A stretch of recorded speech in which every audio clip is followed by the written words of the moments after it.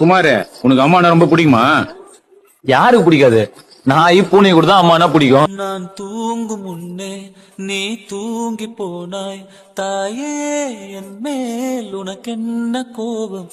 கண்ணான கண்ணே, என் தெய்வ பெண்ணே, கண்ணில் தூசி நீ ஊத வேண்டும்.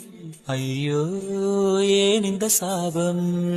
எல்லாம் என்றோ நான் செய்த பாவம்.